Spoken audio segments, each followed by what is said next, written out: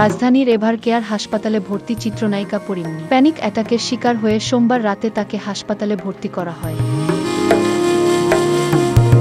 সোমবার রাজধানীর উত্তরার দিয়াবাড়িতে মাইলস্টোন স্কুল অ্যান্ড কলেজে বিমান বিধ্বস্তের ঘটনায় শোকাগ্রস্ত গোটা দেশ।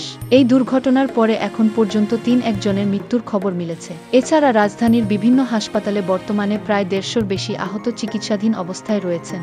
অনেকেই কোমলমতি এই শিশুদের এমন মৃত্যুতে ট্রমাটাইজড এবং অসুস্থ হয়ে পড়েছেন। তাদেরই একজন পরিমণি। মঙ্গলবার ২ জুলাই দুপুরে হাসপাতাল থেকে দেওয়া এক ফেসবুক স্ট্যাটাসে বিষয়টি নিশ্চিত করেছেন অভিনেত্রী নিজেই, যেখানে তিনি জানান আগে থেকেই আগুনের প্রতি এক ধরনের ভয় রয়েছে তার, কিন্তু উত্তরার ঘটনা এতটাই প্রভাবিত করেছে শেষ পর্যন্ত তাকে হাসপাতালে ভর্তি করতে হয়েছে।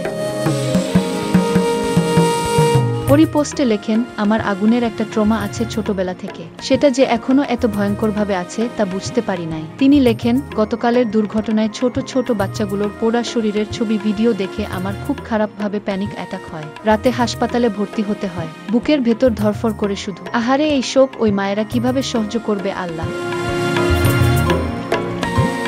অভিনেত্রী বর্তমানে 2 সন্তানের মা। এদিকে পরীর অসুস্থতার খবরে দুশ্চিন্তা প্রকাশ করেছেন তার ভক্তরাও। তাই ভক্ত সহকর্মীরাও তার সুস্থতা কামনা করেছেন।